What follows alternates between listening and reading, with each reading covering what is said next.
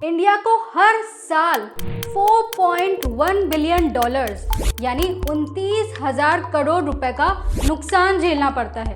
वो भी सिर्फ इसलिए क्योंकि इंडिया में सिंगल टाइम जोन है। अब आप देखिए रशिया, जो कि वर्ल्ड की लार्जेस्ट कंट्री है, उसमें 11 टाइम जोन्स है।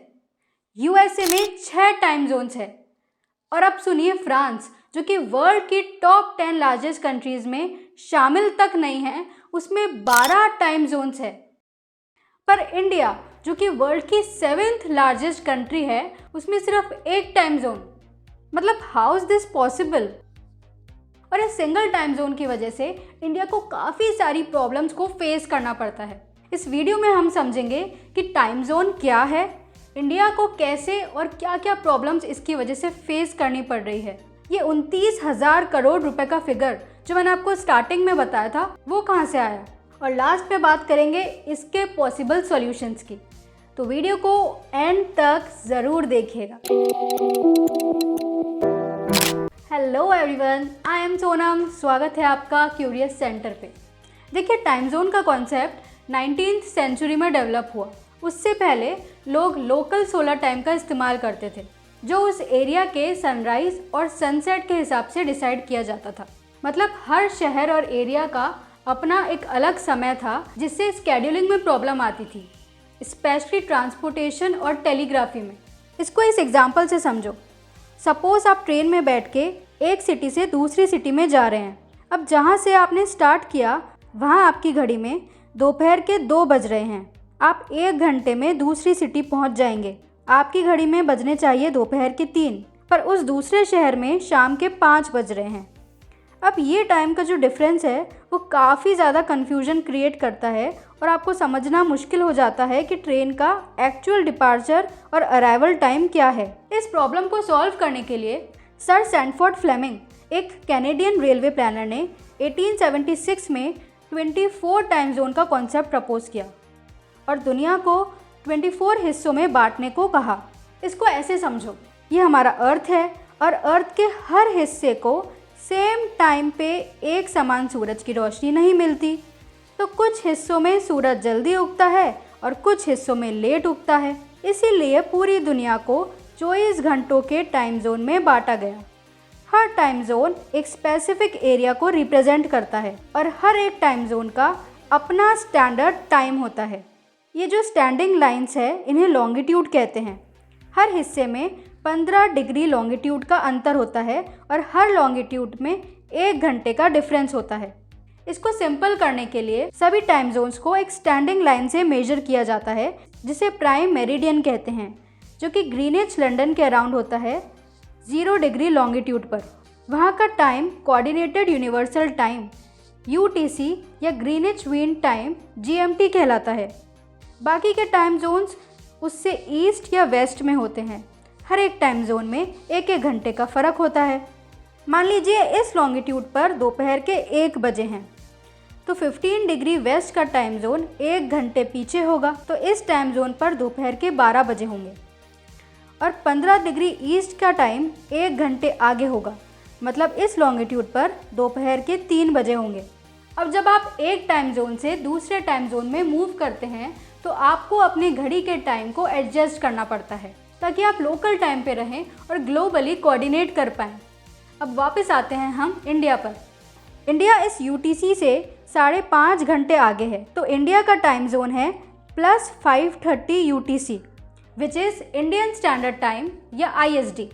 अब क्या एक टाइम जोन होना प्रॉब्लम है? एक्चुअल प्रॉब्लम आती है सनराइज और सनसेट की वजह से। अब देखिए, इंडिया के ईस्टर्न स्टेट्स जैसे अरुणाचल प्रदेश, आसाम वगैरह में इंडिया के और पार्ट्स के मुकाबले सूरज जल्दी उगता है और जल्दी ढलता है। मतलब अगर इंडिया के वेस्ट और मिड पार्ट में सुबह के 4 बजे होंगे, तो यहाँ तो अंधेरा ही रहेगा, मगर अरुणाचल प्रदेश जैसे स्टेट्स में उजाला हो जाएगा। अब ये दिखती एक प्रॉब्लम है, पर इस एक प्रॉब्लम में कई सारी प्रॉब्लम्स छिपी हुई है। पहली प्रॉब्लम है लो प्रोडक्टिविटी। इंडिया में ऑफिस आवर्स और school hours all over India generally same होते हैं।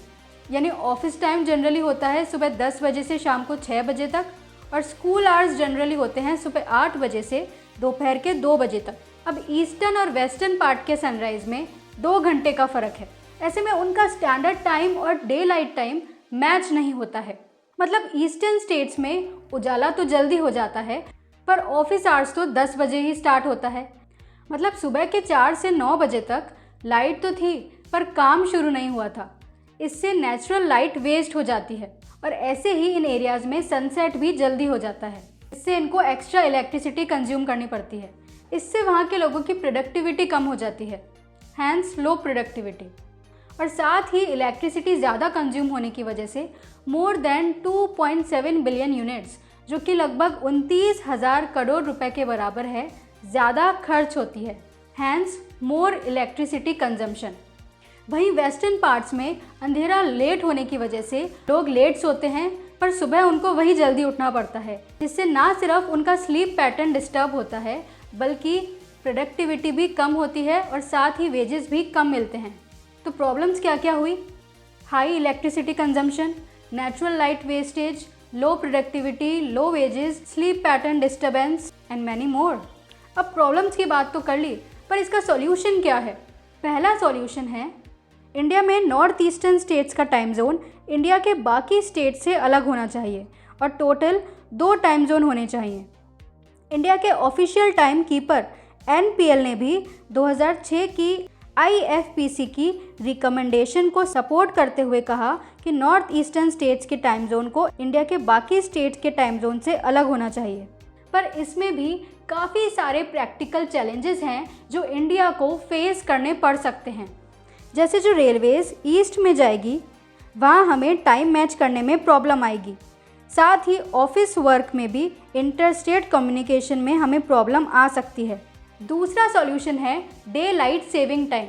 कई कंट्रीज़ जैसे रशिया, US वगैरह में डे लाइट सेविंग टाइम का यूज़ किया जाता है।